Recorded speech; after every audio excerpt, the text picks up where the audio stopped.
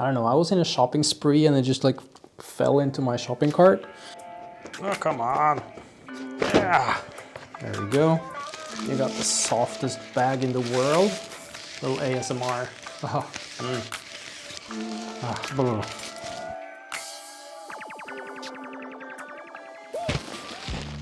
Today we're sitting here with the Keychron K7. It's got a lot of similarities with the Keychron K3. If you haven't seen that yet, check out my video on that. Now, I'm on a hunt for a smaller keyboard, smaller footprint. I need this to be as tiny as it can be. So this is a 70% layout, and that means that the function rows are gone. So let's start by unboxing this and see what's inside. Where's my knife? All right, where is it safe to stab? Probably nowhere, so. Ooh. Safety first. And this is the content of the day. All right, so today we have the palm rest. We have a custom coiled cable, a completely squished travel pouch, but that's leather, so that's fine. These are the interesting ones now. We have the banana, and then we also have the mint. These are the two new ones that I'm gonna test out today on the K7. And then we have the K7. Knowing how the K3 feels and looks, I really look forward to the K7. And let's have a look at the accessories first. Obviously this is just screaming to get picked up because it's so destroyed. It's made from Saffiani leather, I think. There we go, it's got that nice thing going on. There we go. Personally, I think it looked better on the pictures. I didn't expect it to be that grainy. I mean, the pattern here is a bit off-putting to me. I don't know if you can see it. Put that on the side. The palm rest you've seen before. This is the same palm rest as you get on the K3. Very nice wooden palm rest. And then it's the coiled cable. Now, if you've seen keyboard videos from other manufacturers, you've probably seen this style of a cable before. It's really nice that they've started doing USB-C to USB-C because that's what I have on my devices, but you also get this dongle. So if you do have a USB-A input, you can just use that. You can see there's a dot here, so you connect it properly. So I'm just gonna do that. And then you twist this to connect it like that. And I mean, I'm gonna use it with a Bluetooth connection on my MacBook Pro, but I also do have a Linux box which doesn't have anything where I would need to use the cable. So there's that. When it comes to the keyboard itself, there's not much new here. That's the same as with the K3, I would expect. Oh, come on. Yeah. There we go. It's got a very nice packaging. Everything is padded. There's a instruction booklet, like a quick guide for you. Here's the original cable, and you can see how it's a bit smoother. I don't know exactly what material it is. The extra keys, if you want to put a colored delete key here. The orange here is actually more saturated than it was on the version 1 of the K3. You got the pullers, the switch puller and the keycap puller. You got the softest bag in the world. Just sit here and do a little ASMR thing. The cover here as well. This feels heavier than the K3. That's very interesting. Very small footprint. So this is probably like the version 2 of the K3, to be honest, because you have these feet. Wow, they were very smooth. So I don't know the actual angle, the default typing angle. The mints are already on the keyboard. I love how small this is. And then you can see you have an F1 and an F2, which I assume the F2 will be used for the function row. There's a few buttons that are pre-damaged. Yeah, you have the print screen here. You also have insert and end. God knows why page up and page down are even on keyboards anymore. But yeah, it looks like the keycaps, they are way more saturated, the orange ones, and it feels really solid and heavy.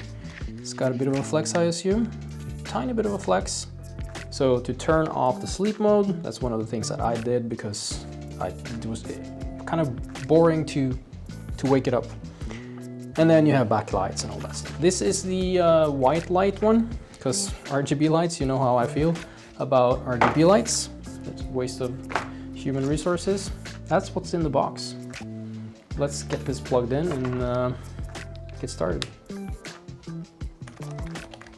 It feels super weird to not have a function row. You're kind of reaching for, it feels wrong to be this low on the keyboard, even though you're at the same location as you always are.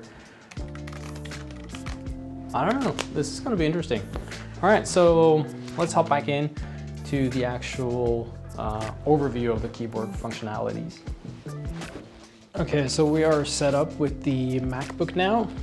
We are in cabled mode, and as you can see, the lights are dancing. It's it feels super weird too. You feel lower, but you're not. So, wow. Okay, so that's the default low profile that you have, and with a higher stand, etc. And then you have the highest mode, which is, I don't know how many degrees there are. We're gonna get into that. Now, there's a lot of keyboards that have a 6 degree angle. Let's see how this bend feels. Now, this is too steep for me, so I would not go higher than the small feet or nothing at all. I think if I'm gonna have an elevation or an angle to this, it's gonna be the small feet or no feet. Okay, so when it comes to connectivity, let's unplug this. And I don't know if it's charged. We're about to find out. So unplugging this, we're gonna go to Bluetooth mode over here on the switch. We are on macOS, so that's cool. I'm gonna bring forward this nice little quick guide. Press Fn plus Q for 4 seconds to pair, okay? Fn and Q, 1, 2, 3, 4. Oh, K7, there it is. Connect. All right, it's connected. So let's see. That was it. Easy peasy lemon squeezy. Press Fn plus light effect key to change the light effect. So Fn, the light key is over here, delete key. So here you might be able to see some dancing lights. I don't know how, it's very bright here, so I don't know if you can see this, but maybe this one. So yeah, quite useless. Disable auto sleep mode, yeah, so press Fn plus S plus O. For how long? 4 seconds. Disable auto sleep. It takes a while to wake it up, and that kind of sucks. In order to turn down the brightness, press F1 plus 5. So you have to go F1 and 5. Turn it down and up. So what's new on this one is the multimedia keys and function keys, because you don't really have them, right? So in order to get multimedia key, you need to first press Fn1, function 1, to access your media keys, which are these keys down here. And then it says, in order to get function key, you need to press Fn2, function 2. So if you need the actual F8, F9, F10, you would use the function 2. And to get the media buttons, you would use function 1. Pretty much it. You can remap your keys. I don't think I need to do that. Factory reset, that's something that you do when everything goes to hell. Now, of course, what you want to do is to set this up with the switches that you want to use, right? So in my case, these already came with the Mint. You can have a look at those.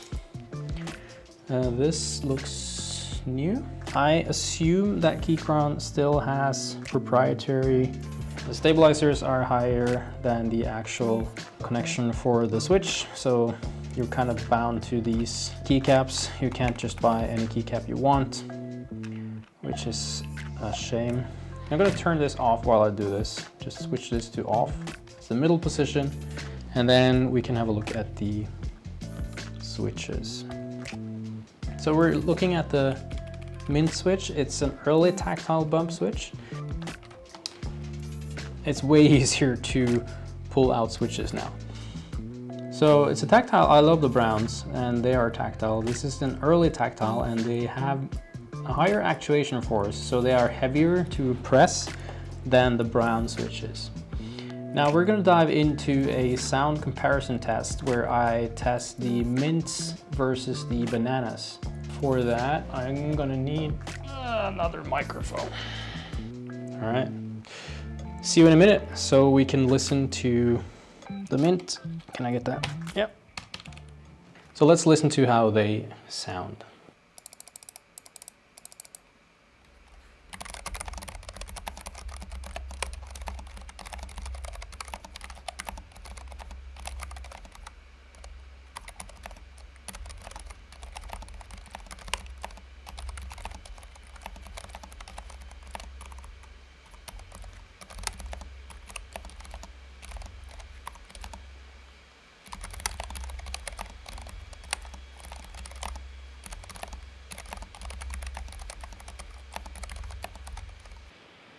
All right, so that was the Mint switches.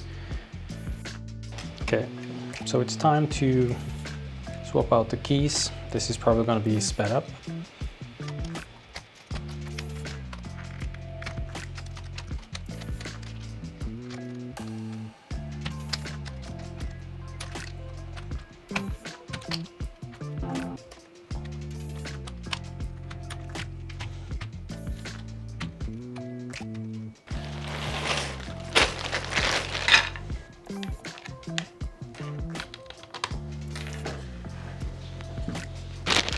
All right, let's go bananas.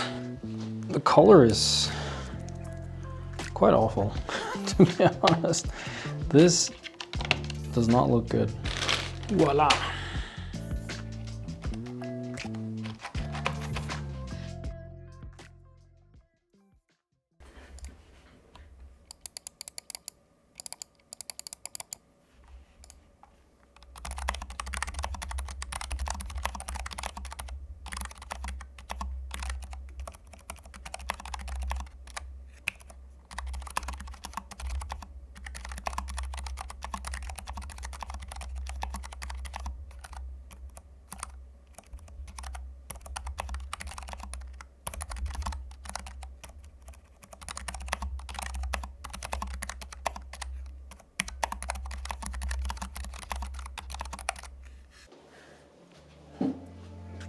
All in all, pleasantly surprised by this package. It feels really solid, like way more solid than I expected. It connects super easily. The cable was just something that, I don't know, I was in a shopping spree and it just like fell into my shopping cart. This pouch I will actually use for travel, so that's nice. I'm a bit disappointed by the look and feel of it, but I can adapt to that. So this is the quest of getting a smaller footprint. I think 60% is too small for me because I do use the arrows a ton. Hope you were able to hear the difference between the bananas and the Mint. And if you have any questions, just let me know in the comments below. So far satisfied. Still think it really blows that you can't have different keycaps on these. So that means that you're kind of stuck with these, but they're quite good, to be honest. Really gonna enjoy having a small, compact keyboard again. If you want to pick up your own K7, there will be a link in the description below. Hit the thumbs up or down, subscribe if you like the content, and I'll see you guys for the next video. Thank you guys.